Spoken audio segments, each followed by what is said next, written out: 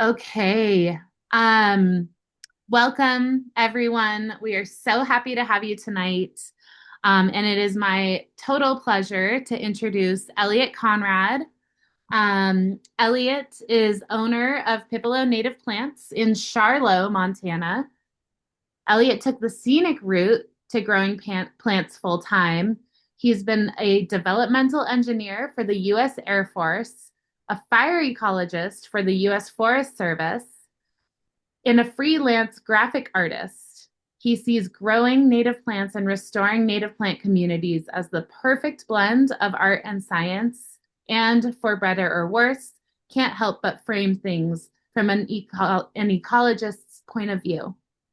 Elliott holds a bachelor's of science in astronautical engineering from the United States Naval Academy and a bachelor's of arts in biology from the University of Montana.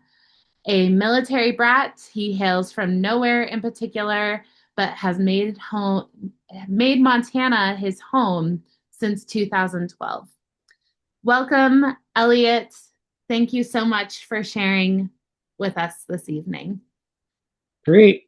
Thanks, Alex. That was great. And thank you, everyone, for coming. I'm definitely excited to kind of geek out with you guys about plants for a little bit. I'm not super used to public speaking, so totally not nervous. But like I said, I'm really excited to share what I hope will be a kind of practical guide, so that when you are going to get your hands dirty this spring, you will either be able to look at your garden in a slightly, a new way, an interesting way, or you'll at least have some really good ideas. That's kind of my hope. So I'm just gonna dive right in here. Hi. So I'm Elliott, owner of Pipilo Native Plants. And like Alex pointed out, I took the scenic route to get here. And I'm just gonna just give a quick note on that because my background is pretty much not relevant to native plants. And in that way, it is relevant in that I didn't come into this as some supremely educated horticulturalist or expert, but what I am is just a chronic observer of my surroundings and of things, kind of a naturalist sort of. And I use my observations of nature along with a bit of my formal training to basically, I don't know, form everything that I do. And that will be clear with this topic in kind of blending art and science and creating your biodiversity hotspot in your yard. So I am an astronautical engineer by training, but I promise that this is not rocket science. I'm allowed to say that. And any of you guys can observe the same things that I do, come to the same conclusions, and do all this stuff. A little bit about terminology. I do use some sort of sciencey ecology terms, but I mean for them to be in like the vaguest, most general kind of informal way. Like this is not textbook science type stuff. So I might say things like diversity and succession and use different terms, but don't hold me to them like too extremely. I'm not trying to be a science textbook. And then this is not a how-to, even close, unfortunately. But I think you'll come out of this with feeling like that you can do stuff. So that might not make sense now. Hopefully it will in a minute or when we're done. And then finally, Pipilo, I get asked about it. This is a Pipilo here on your screen. It's basically, I've heard it referred to as a sparrow in drag. It's a very fancy sparrow or a spotted towhee. We have them here in Montana, and there are variants of them over the whole United States. And they are just absolutely my favorite bird. And it's also the logo. It's the namesake of the nursery. So you'll see him throughout the presentation. So diversity and the biodiversity hotspot. When you are looking at your yard and you're thinking of putting native plants in it, there are a million ways to approach that. But kind of at the extremes, you have restoration, which would be sort of replacing, an area with, we're trying to restore what was once there. So here I'm in Charlo, kind of at the valley bottom. I butt up against a grassland hill. And here, traditionally, there would have been grassland, bunch grass. So if I was looking at doing a restoration here on my property, I would be putting in prairie. So that's one way you can look at adding native plants. But then there's this other thing that I've described here is cramming as much diversity as you can into the limited amount of space you have control over.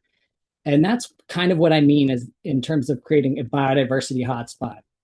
And why would you even want diversity? Like what is the point of that? Why don't I can just put bunch grasses, restore it to how it was, and call it a day.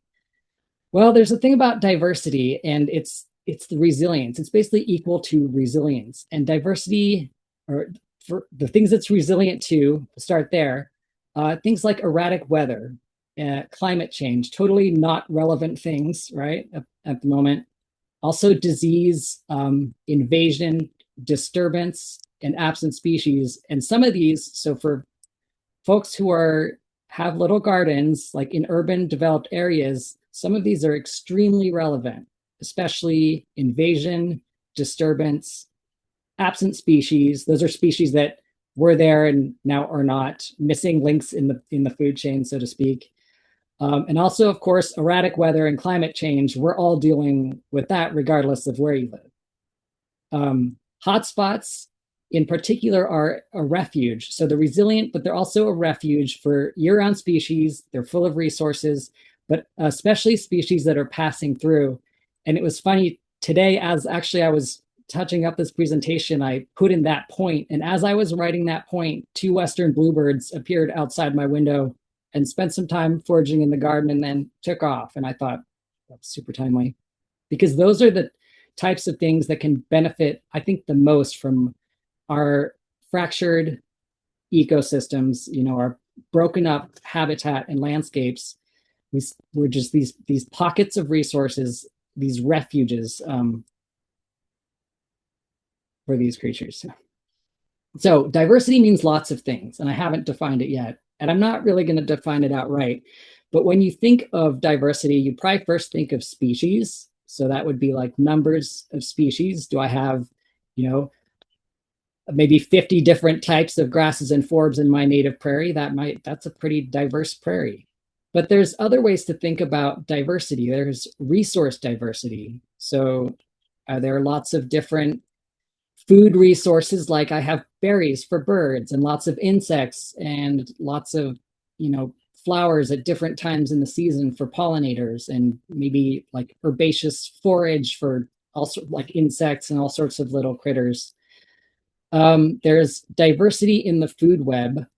So that would basically be having a web as opposed to like a line. So if you're a predator, do you have a lot of different prey items that you can count on, or is it just one thing? And if that one thing is missing, then you're out of luck. Can you remove something from the food web, and does the whole thing collapse? If it does, it's not very diverse. And then finally, the thing that we're really going to focus on is diversity of habitat. So we'll dive into that a little more. And one theme here that you'll see, and made this presentation kind of annoying to write, to be honest, is that everything is connected to everything else. And you're going to see how circular all of these things are going to be. So habitat diversity, there's a lot of things that make up a diverse habitat, things you can change in the habitat to change it from one habitat type to another. And I've been calling these things variables. So we have these habitat variables. Many of them are site conditions, growing conditions, things like light and water and nutrients. Then there's also the physical structure of the environment. Are there rocks? Is there a swale? Is there a ridge, for example? Then there's, of course, the species themselves have a big effect on their own habitat. This starts getting into the circular aspect of it. And then there's the amount of change that all of the things I just mentioned have to deal with. And that is going to be disturbance, things that come in and change the physical structure of the environment, things that change the growing conditions, or even interactions between the species themselves can change. So does some species come in and just take over everything? And the scales vary. And that's super important because all of these habitat variables exist on a landscape scale where they're pretty easy to see, but they can be reduced down to a very, very tiny scale, such as your garden, and even smaller. So I'm not super great at talking, so I like to draw stuff. So I thought I would start with a picture to try to show you what I mean by habitat diversity. And I've just given you sort of a north-south here so you can see why you might be seeing some of the patterns you can already see in this picture. And so this is a bit like a Western Montana landscape. It's highly condensed. But you can start to see that it's very diverse. Like there's a lot going on here. There's a lot of different communities. There's different, you see different plant types. There's all sorts of nooks and crannies that are different from ones, just next door. And so just take a look at that for a minute and think about some of the patterns that you can see on it and why, for example, the south side of that hill looks different from the north side, or why maybe down by the river, on each side of the river, you've got different plants and different communities there. So I've kind of boiled my little habitat variables down into these 6, and there will be a 7th, but it gets its own picture. And these are not this is not an exhaustive list, but I think you'll find that any more detailed, it just gets recursive. It always keeps coming back, especially to light and moisture. It's always going to come back to them. And so we're going to look at these 6 quickly. The first one is light. It's the most obvious thing that affects growing conditions. Here we have a little hill. It has a north side and a south side. The south side gets a lot more direct light, especially during the summer, and the north side does not. And so you can see that might have an effect on what can grow there. And as you scale it down a little bit, you have, for example, a forest floor versus a prairie versus an open forest versus a thicket. This is a whole range of different light conditions that create unique habitats. So light depends on aspect. That means the aspect of a slope, like the north side of a hill versus the south side. Obstructions like rocks or a tree or a very tall shrub, and even the plant community. So if you're in a cedar grove, that you're going to get different light than if you're in a grassland. And it's a function of a lot of things, but the plant community most obviously. Moisture is the other big one. First, there's availability. Is the water there? Is it readily available? For example, in this picture, you've got a pond or a river. That's really obvious. There's a lot of water there. And so you're going to get plants there that are different than over on this dry grassland. You've got things that can tolerate, much more xeric conditions. But there's a lot more to it, and you're going to start to see this circular chicken and egg thing. Moisture depends on light. Can the plants get the water before it dries up? Like rain that falls in a wetter area or an area that has a lot of cover or shrubs is going to stick around longer than rain that falls on your prairie, because it's basically the plants have to beat the sun to it before the sun whisks it away. And it's similar with soil and topography. Moisture accumulates in low areas, it drains off of high areas, it drains through coarse soils, it gets stuck in organic soils and clay. And so all of these things can affect how moisture is distributed across the landscape, and as a result, what sort of habitats you end up with. Shelter, my example is a wind-swept ridge over versus a valley bottom riparian belt. And here in my pictures, I've got that ridge with the pony there. That's my pony derby. That's our backyard, actually. That's the top of the hills here in Moise. So that's a very windswept environment. There is no shelter there, and the plant community is exactly what you would expect to find there. Versus this thing I came across in the missions, this is a beaver has had a heck of a time working on this tree here, and this is sort of a boggy riparian area where there are a lot of large plants, large trees, and it's sort of another recursive thing where if it's a sheltered area, you're going to get larger plants, which further shelter it, which encourage, the growing of more large plants.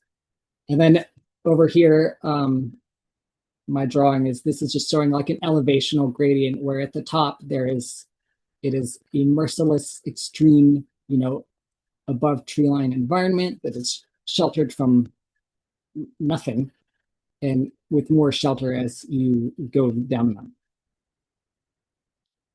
Nutrients is probably, I think, for what we're concerned with, the least important, but it's worth mentioning. Nutrient availability and accessibility varies on a landscape scale, and we'll discuss also at a garden scale. And the ways it can be different is it can be in places where it cycles quickly, like in this marsh, or where it's sort of frozen up and plants can't get to it. And these are like very dry habitats or places like above tree line where the growing season is short. The plants just don't have access to nutrients. And so you're going to get different species depending on that variable. There's also species assemblages and interaction. And so the most obvious and relevant probably in our area would be invasive species. And so if you had two identical habitats and the only difference was one had been invaded by, let's say, leafy spurge, and one had not, these habitats will look very different. The invaded one will have a monoculture. You'll be missing a lot of key species in there, probably. And it's just going to function differently than one without. That is partially competition, but there's also competition between native species. We have, in my picture here, you can see that sad little guy in the middle is being outcompeted because it can't get the light that it needs as these two bruisers, brawl each other. And we'll talk a little bit more about that when I touch on succession, but it's competition certainly shapes habitats. And then finally, I just want to touch briefly on fungal networks. It's kind of an emerging science, not so much that we haven't been studying it for a long time, we have, but just the things we keep discovering about how important it is keep going. It's a way that plants share nutrients with each other under the soil, they communicate with each other, that kind of thing. And I think about it a lot because I have a nursery here and I have 100+ species in close proximity. And you'd think like that's a very diverse little plot of land you've got there. But I always think that it's missing, each one being in its own pot, you're missing that whole component, that whole fungal network, soil communication component. And so it's a very dysfunctional habitat in that respect. Okay, this is my favorite one. We'll talk about this one quite a bit. Disturbance is hugely important in shaping habitat. And I think a good way to think about it is any disturbance leaves an excess of one or more of the previous variables that we just talked about.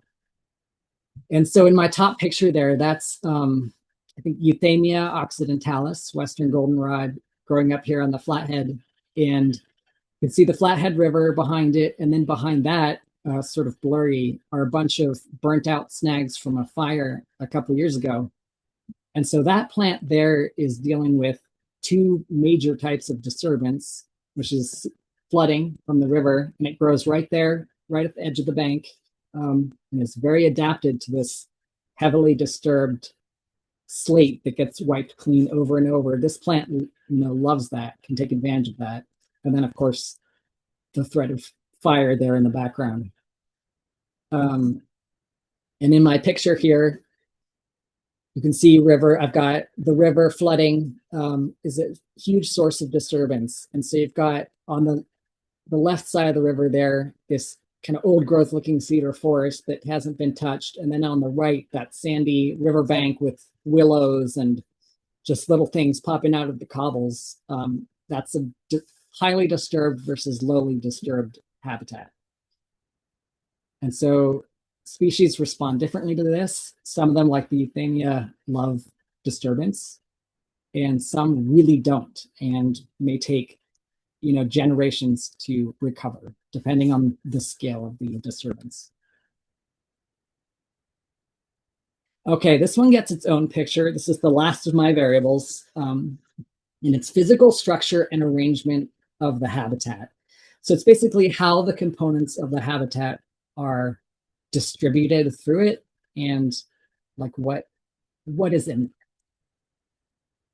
So I'll go through each of these. So the first thing is overstory or canopy. That's just the top layer of a habitat. You can see this is sort of a disturbed forest opening looking thing. But this can apply to, even at a micro scale, you can have an overstory or a canopy. It's that top layer.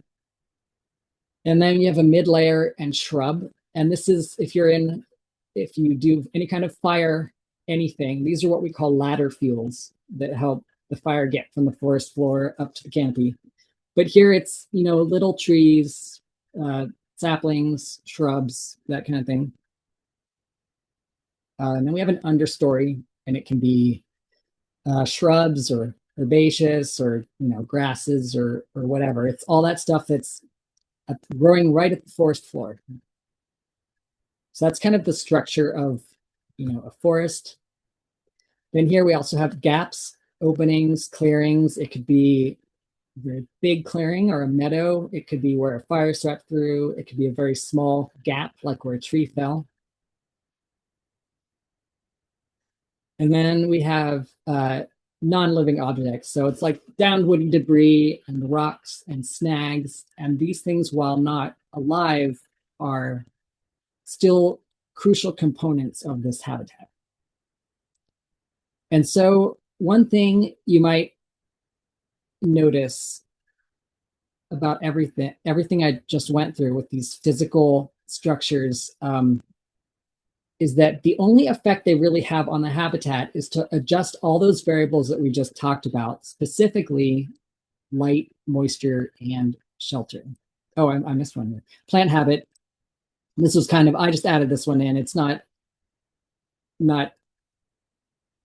super really its own thing, but just to point out just some different features you might see in a habitat. So I've got plant habit. We've got things that creep along. We've got upright things, clumping things. You've got single stem things, multi-stem things. You've got herbaceous things, and then graminoids, which are grasses. Okay. So I kind of hinted at it, but so practically speaking, what is making all of this diversity in the picture here, and then what I just went through with the physical differences? What is the important aspect? If I could dumb it down, not dumb it down. If I could simplify it down to one word, it would be edges. And this is going to be like the important thing if you take nothing else from this. And we're gonna get really practical into edges here, but it is all about the edges. The edges are basically the culmination of all the variables I just talked about. And as I mentioned with these, like the physical structures in this little picture here, what I've done is I've drawn a red line around the boundaries of all of those different physical areas. So like the canopy, the mid layer, the understory, the rocks, the snag. The thing that happens at that boundary is there's a change in one of those variables. So the light changed, the moisture changed, the amount of shelter provided changed. Okay, that's the important, or they intersect. So change or intersect, and this is so important because this creates this patchwork of novel habitats. So at each boundary, you've created a new growing condition, a new habitat type. And so this can happen at huge scales or it can happen at very tiny scales. So for example, I've got a stump back there. So like one side of the stump, the north side of the stump is going to have a different growing condition as the south side of the stump. And 1 foot away from the stump where there is no stump, that's going to be a whole other growing condition because it doesn't have that shelter element, that structure element. So, you could go through this picture with bit by bit and see all like the idiotic amount of habitat, of like different habitats you can find just in this little forest opening. And of course, habitat diversity is going to promote species diversity, resource diversity, and all those things. So now we're going to zoom in to the yard scale, and I'm not going to talk a lot about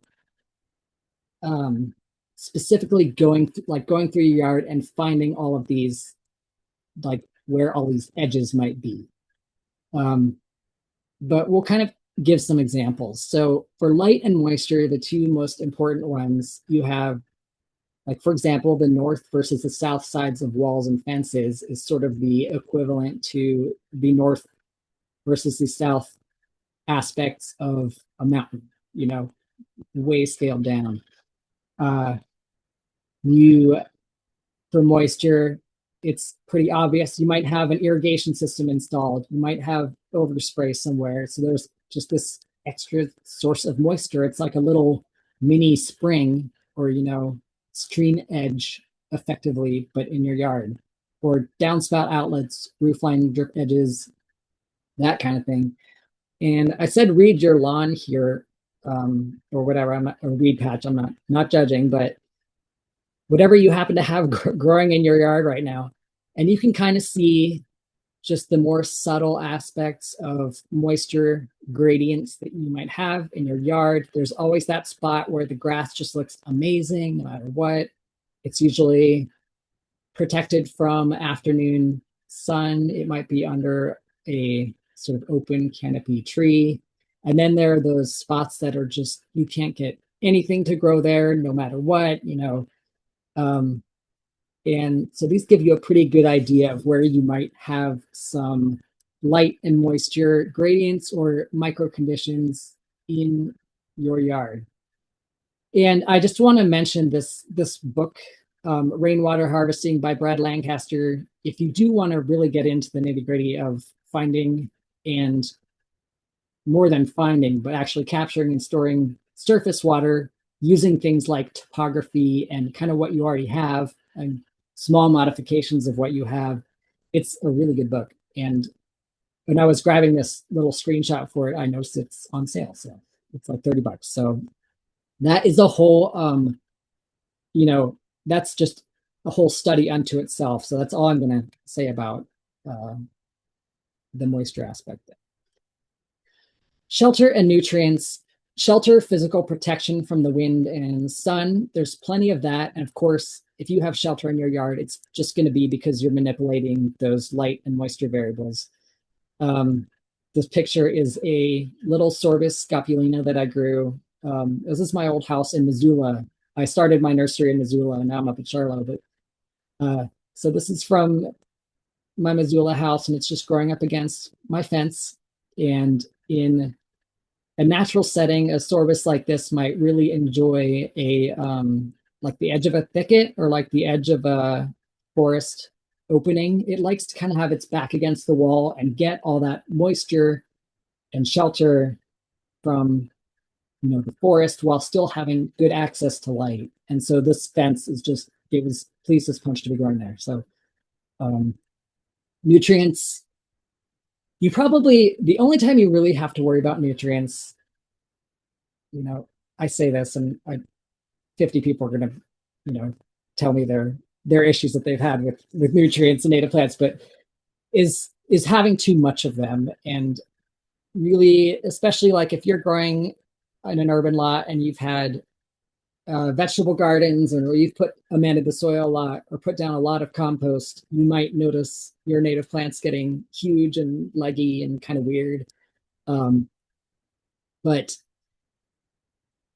so that's something to be aware of for sure if you have those sorts of spots in your yard. Also, you can explore like microsites related to compost piles or vegetable gardens. These are places like little concentrations of lots of nutrients. And I do this. I have a large manure pile. I've got a couple of horses, and so I have plenty of manure. And I did a thing where the manure pile is uphill from a large pasture, and there's an irrigation ditch, I don't know, a couple 100 feet above that kind of leaks. And so I get some water that's going through it periodically.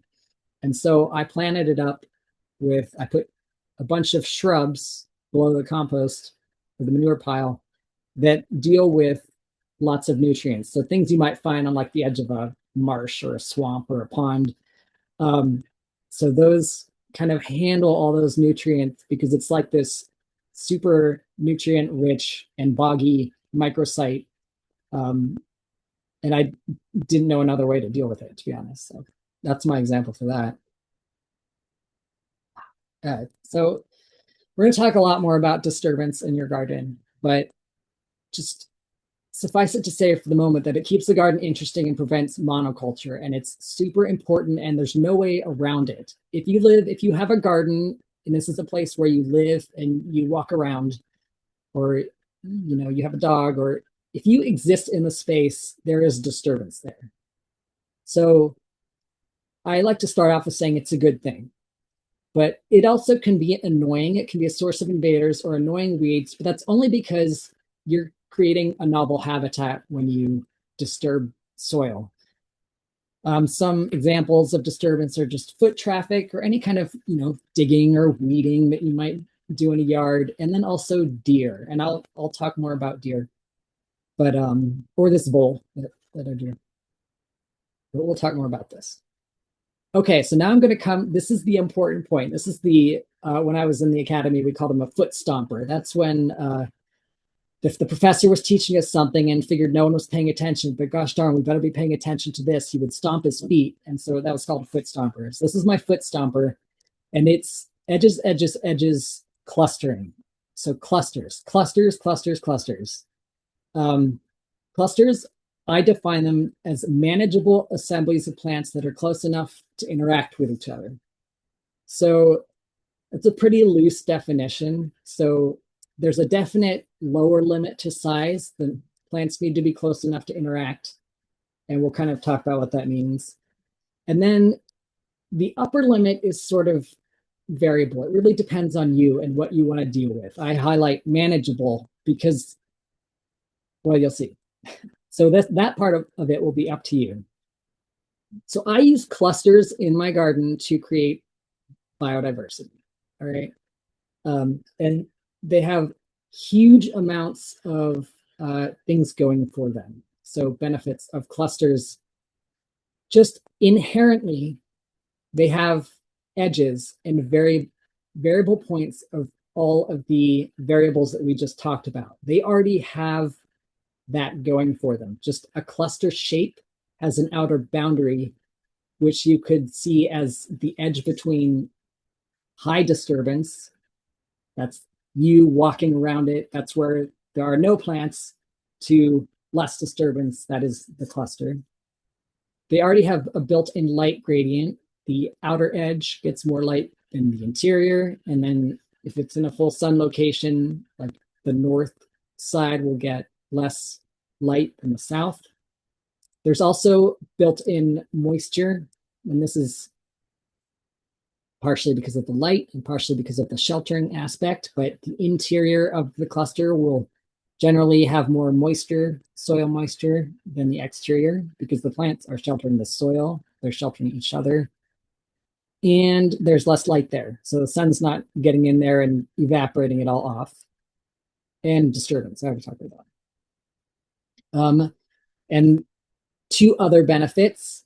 Plants in clusters protect each other, and we'll talk about these. Protection from browse and the nurse plant environment are two ways that plants in clusters protect each other, and I'll expand on those.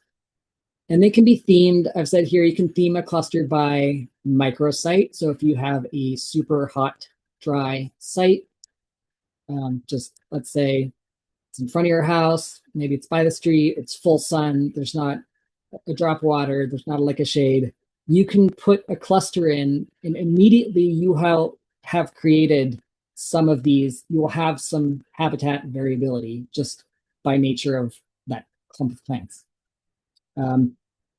You can theme by plant aggressiveness. You know, you can kind of put a bunch of bruisers together and let them duke it out. You can put in a bunch of maybe cushion plants that are not going to compete with each other and just, you know, keep to their little cushiony selves.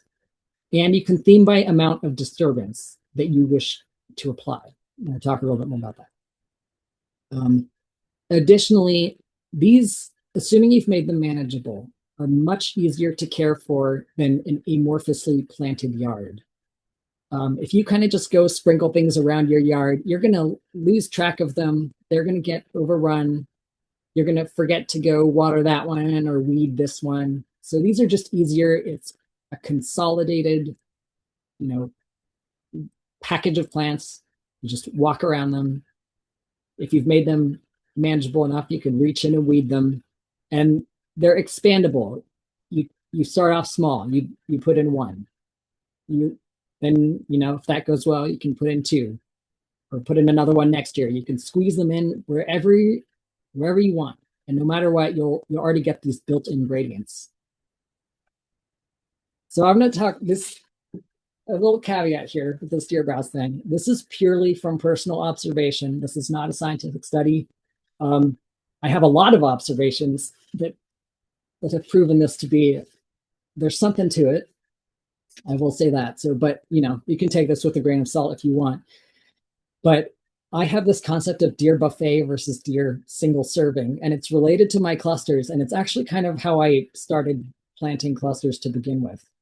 The single serving, as you can see here, is you've planted plants kind of apart from each other. They're each their own thing.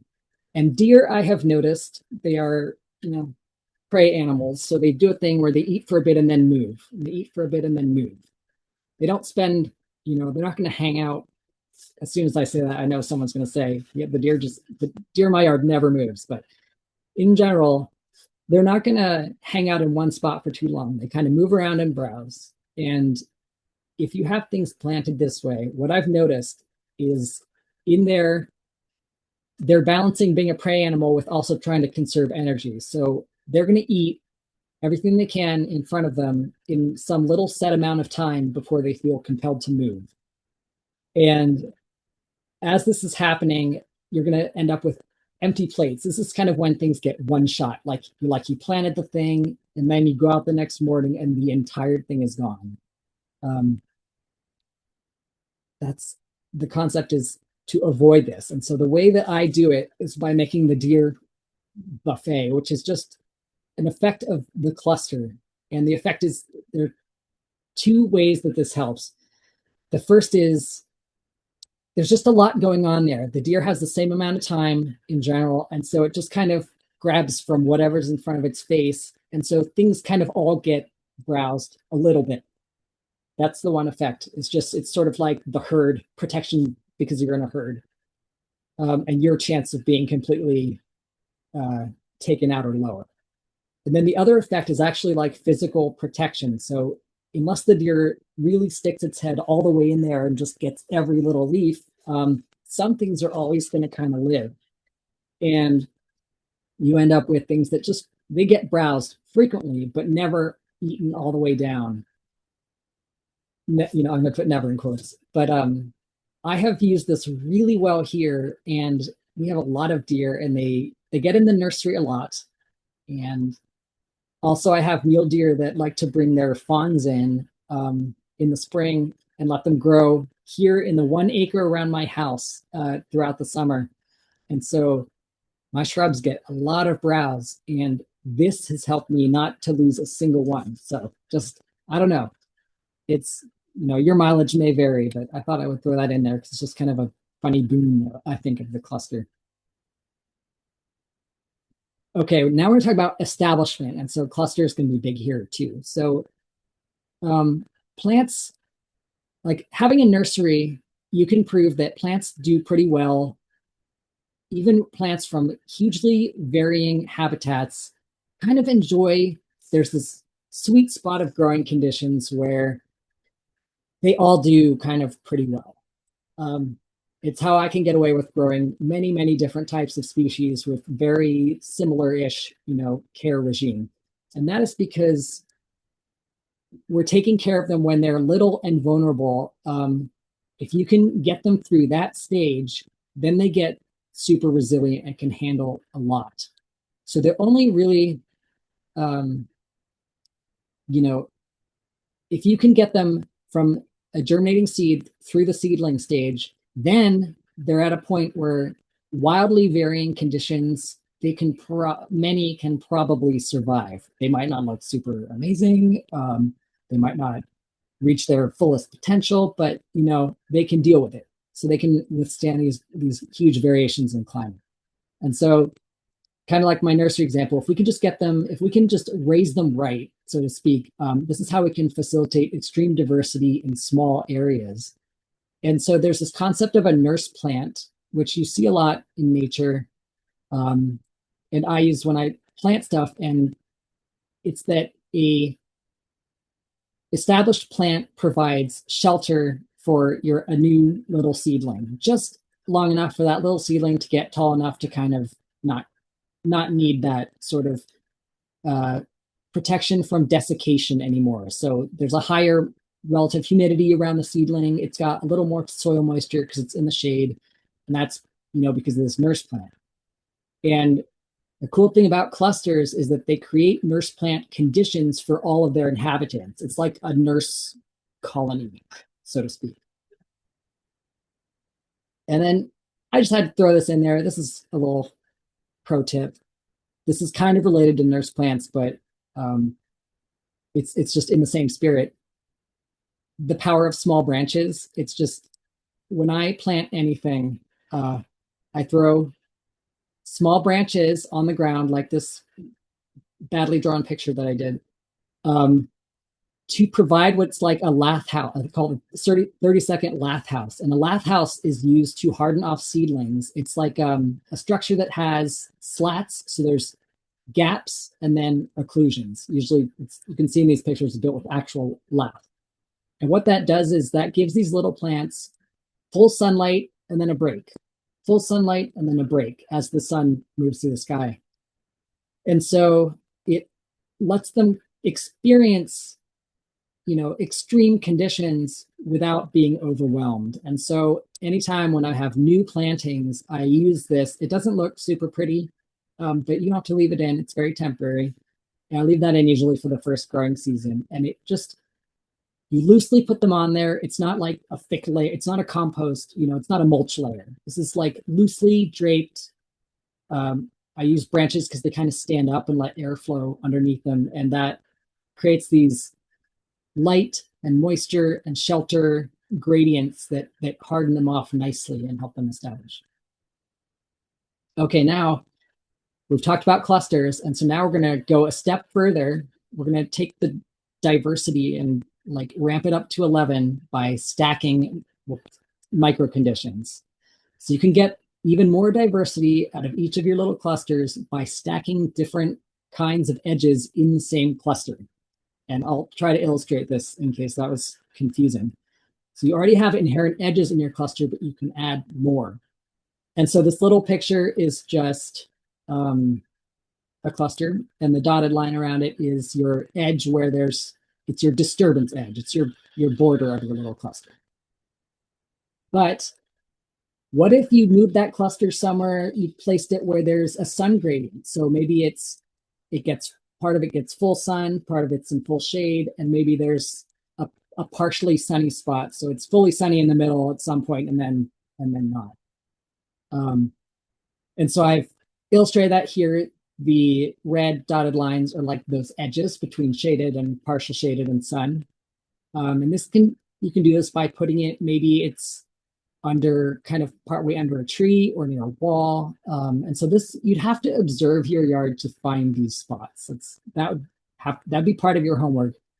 And it can be like a daily thing. So it's sunny in the afternoon and then partly sunny, or it could be a seasonal thing. Maybe it's growing under that, I don't know, Norway maple in your boulevard. And so it has no leaves in the spring, gets the full sun, and then it's shaded later in the year when it leaves out. You can take it a step further, and maybe you have, there's a, like your gutter outlet or whatever is nearby, or there's some sprinkler overspray. And so this is where you have to start kind of getting creative and looking at what you have. But if you see, even if you're able to add a tiny little, if you water that tiny portion of that cluster, now you've gone from basically one habitat type. Now, if you count, you've got with the overlapping light and some water, that's like 1, 2, 3, you've got 5 different habitat types there now. You've got like partial shade wet, partial shade dry, sunny wet, sunny dry. And I just wanted to do a quick note on watering. It's very tempting and it feels very right to, after you establish plants, to not want to water them. You're like, I'm going to put in this xeric prairie. I don't want to use water. I don't want to touch it. But I think, at least for me, using a resource, using a little bit of water, and the amount would be very small. Like this could be, you put in a little drip emitter or two or whatever, you go out there with your watering can every 2 weeks and do a deep water. And just that little bit can have a huge impact on what the amount of diversity that you can, cram into that little space. Finally, for this one, structure. So here, look, I've added a rock. And this does a couple things. It changes the light gradient around it. You've got a shady side and a not shady side. And you've got, you'll have drier where, it retains heat on the south side, and it'll keep moisture from evaporating on the north side, for example. And so now you've got a very complex little habitat in that tiny space because you've stacked all these different variables. And so I've listed some examples here of things you could do, but really the sky's the limit. Like you could cluster around a large shrub. You've got a good light gradient. You could do, if you just have a prairie, you could put a rock or something in there and just do some maybe moisture species on one side, like a rough fescue on the north side and I don't know, Idaho fescue on the south side, kind of a thing. You can add like a snag, which doesn't actually have to be a snag, but like just a tall element. And it's something that maybe a vine could climb, or it will provide, nurse plant-ish conditions for growing shrubs. You could do a pile of rocks. It's gotta, like I said, sky's the limit. Just keep stacking. And so I'll touch quickly on these next ones that are kind of less, oh no, actually disturbance is a big one, but first, I just wanted to point out the picture because this cracks me up. But this is a Clarkia growing in my tomatillos a couple years ago. It kind of, I don't know, it volunteered in my vegetable garden, and it managed to have the right conditions to germinate and get tall enough to kind of just barely out, or grow at the same rate as the tomatillo. And it went all season long. And that's kind of an example of, like, it's as an annuals love, areas with really accessible nutrients that they can just grab before anyone else does because they're quick. And that's just a good example of that. So before I hit disturbance, it's important to understand succession, which is an ecological thing, which is just the progression of a disturbed site to an undisturbed area as species move in and grow. And so you scrape an area clean, it's bare dirt. The first thing that shows up in a week or two is dandelions, is these short-lived, rapid cycle species. And then they provide conditions, like little nurse plant conditions for forbs and things that longer lived perennials that then overshadow and, you know, take light away from the dandelions. And so those kind of go away. And then this process continues up through shrubs and little trees to a full-fledged forest. And so this is kind of a landscape scale thing, but this is always happening in not only gardens exist in states of disturbance and growth. There's just no way around it. So you can use succession as a habitat variable in your clusters. And you so you are a disturbance, and I mean that in a good way. And so if you were to put in clusters or anywhere in your garden and just let it be, succession would take over and it would just grow and grow in and grow in. And who knows, maybe weeds would move in and then taller things, and it would start looking like a jungle. And this is fine. And this is, a state you can admire and have, and that could be one of your clusters, would be the untouched jungle cluster. But it's also great to bring in some disturbance. It could be aggressive pruning, it's weeding is part of that.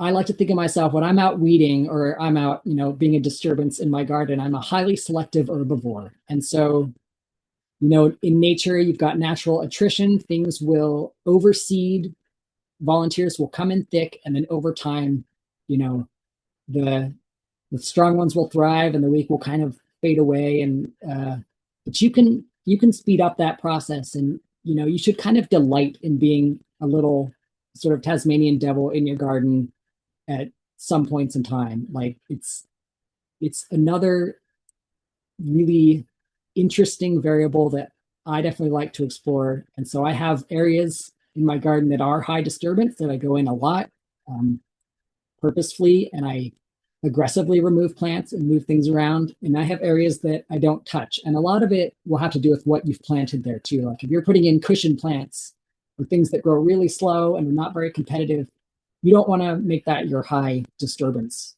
area. Like that will be sad for you probably. So my hot tip is, where disturbance lays soil bare, go heavy on the annuals or biennials. So if you are making bare soil, plant those, or if you want annuals, go heavy on the disturbance. I often have people who love Clarkias and put in Clarkias, and they're beautiful and they're gorgeous for a year. And then the next year you're like, well, there's one or two. And then 2 seasons later, they're gone. And that's because they weren't able to germinate. The perennials you planted them with grew in and, blotted out their light. They need disturbance. They need clearing. So if you like Clarkias, you need to plan to be a disturbance in your garden. So here's a couple of mine. The bottom one is from my Missoula house. And I think some of you who are on this call have probably visited that garden, but they are tightly planted. I cram them together and let them duke it out or disturb at will. On the top left and the middle picture are the same cluster. The top left is when I planted it. Basically, that giant Black-eyed Susan was my nurse plant. And you can kind of see in the bottom of that picture, there's a little Antonaria peeking out there. And then this middle picture is what it looked like this past summer. And I still have some annuals in there, quite a few. I've got, woolly plantain and Clarkia, but I really have to keep up. If I want those to persist, I have to actively manage those because those perennials will outcompete them. And that whole cluster has a water gradient, gets a lot of water at the top just based off of how the roof drains and not so much at the bottom.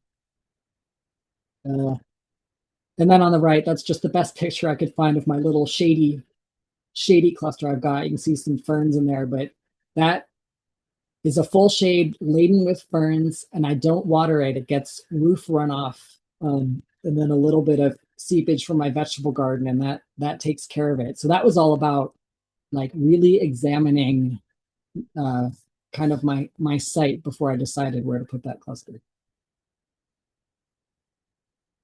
And I thought I was going to talk a lot more about seasonality, but as I started working on this, I there was enough already. But I'll touch on it in that it is basically it can be another habitat variable to explore, kind of like succession and disturbance, because a functional habitat is dynamic. If you want, the pansies that are just blooming nonstop all year with your uniform green lawn, that's not a very functional habitat because the species around here, I mean, all of them anyway, all species have impact whether they are blooming or not. They could be dormant bunch grasses, their roots are holding down the soil. They could be spring ephemerals that you saw for a couple weeks, but in that early period of the year when they were blooming, they were a vital resource to those, you know, pollinators who accidentally woke up because we had a warm spell. Uh, there's of course seeding plants. There's the structure they provide for winter nesting of insects and just you know all like forage materials for birds and all sorts of things. So, like I said, think of the changes that happen to plants as another variable to explore. And so just observe your species and your garden over the seasons and just think about all the different ways that they change their habitat as they change through the seasons. So I've got some parting thoughts for you. I hear a lot of time right plant, right place.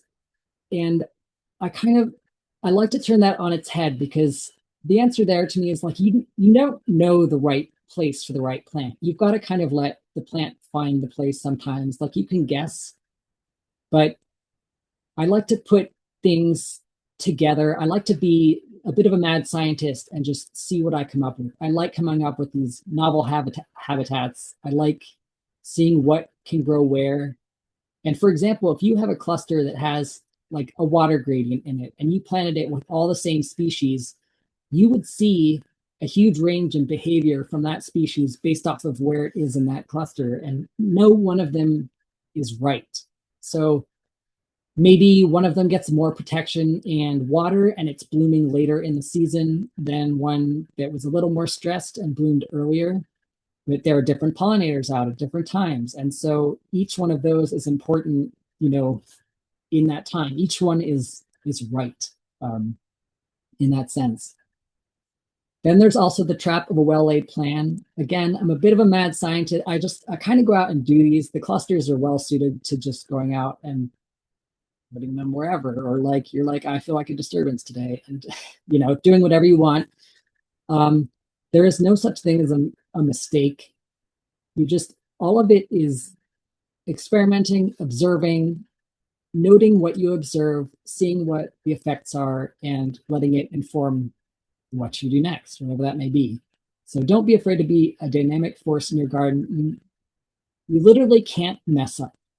I mean, doing any of these. Oh, okay. So my grow lights just went out. If it got dark, I'm in my little shed here. Hopefully I have light.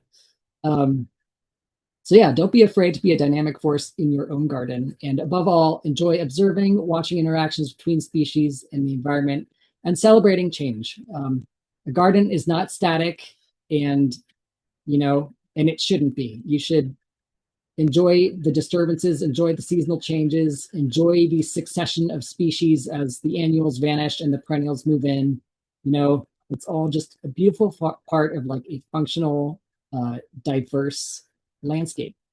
And then finally, as you wander around your local landscapes, like I do, use that to inspire you.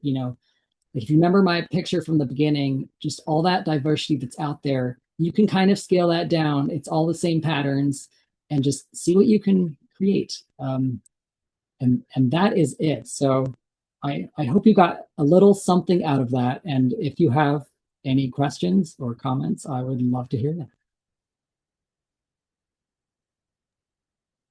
Thank you so much, Elliott. You're welcome. I hope not too dark. We can still, you look a Wait, wait, little sorry. ghostly, but it's not, we can still see you. Um, Yeah, I'm in my little grow shed, so I've got grow lights going, and they're they have to go to bed at some point, and so they've gone to bed. So fantastic. Thanks so much. Let's see. We've got some, oh, yes, some comments in the chat. We love your beautiful illustrations. Um, Many thank yous. And if you haven't gone to Elliott's website, Elliott, you did a great job of not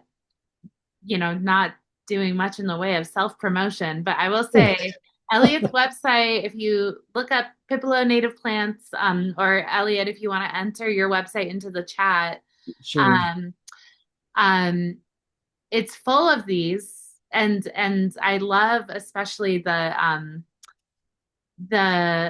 art you've made to kind of show what people could potentially purchase from you or group together in their gardens for kind of those like communities. So, oh yeah, great. So yeah, you also have just a deeply informative website. Like you're Oh, doing thank you. everyone a service just by having that. Let's see. Clint says, I've been able to transform my front yard with your plants, and I love watching them grow and change over the years. So awesome. You have a, I think Clint, I think you might have visited my Missoula yard back in the day. So oh, fantastic. And when did you make the move? oh yeah, I left there in 2021. So I've been up in Charlo since 21. Okay, okay, okay. Fantastic. Carol says, great information. Enjoyed Elliott's perspective on how to be a gardener. I liked it too when you said don't feel like you have to have a plan because actually, a lot of things you said really validated my gardening method. A lot of Oh, clusters out there. well, clusters in more ways than one, isn't it? Yes, yes. Does anyone have questions? Oh, Andrea says, I appreciate the idea of embracing being a part of the change in our spaces. Thanks for a great presentation. I appreciate it. Um, let's see. Yep. Inspiring and creative work. Oh, okay. Here's a question for us. Jean says, do you recommend plugs versus seed? Um, can you speak to planting keystone species or keystone Yeah, species?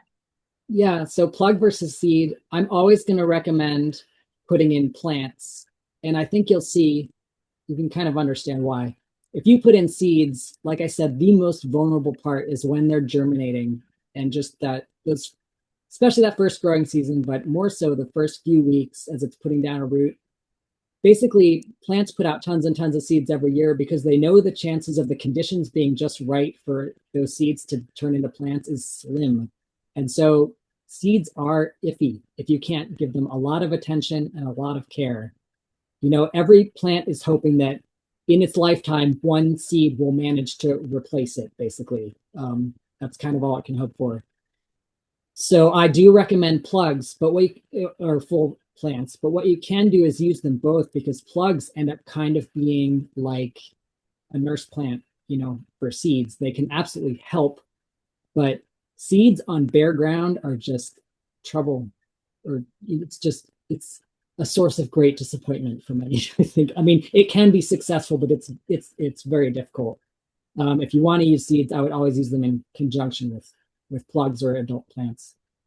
And in terms of keystone species, I I think about that when I'm going about my gardening, and I think the idea of keystone species can really vary depending on your scale. And since I'm kind of in the chaotic, like, you know, how many novel habitat types can I create? I don't really know what a keystone species is going to be in my yard until I've kind of tried them all. So I don't, while they are obvious on the landscape, in my gardening, I don't think about them as much. I try to, give all species a chance to see what they can do. Does, does seed source matter? Yes, I would say that it does. I could say that I don't know where you're at, Gene, but I provide plugs. So sorry, it's a mosquito. It's a mosquito in here. Um, I provide plugs that are grown from local seed. So that's my little plug, but plug for plugs. But but yes, you should always try to get as close as possible. If you know, of course, if you're finding at the very least, like east of Mississippi, west of Mississippi, at the very least. But the closer, the better. Absolutely. Yeah, we're lucky to have your plants for in terms of yeah, sourcing material. Very low. I do very local sourcing. I'm training. I've got a little Mustang pony, which was featured in one of the pictures, but I'm training her to be my little seed collection vehicle. We're going to go around, and I've got my little backpack, and she's going to transport me around as I collect seeds. So right now, I'm on foot. That sounds dreamy. I know. Um, oh, Brian said, thank you, Elliott. Nice presentation. And as a plug for Pipilo, his plants are great. Been a customer for many years. Thank you, Brian. Appreciate it.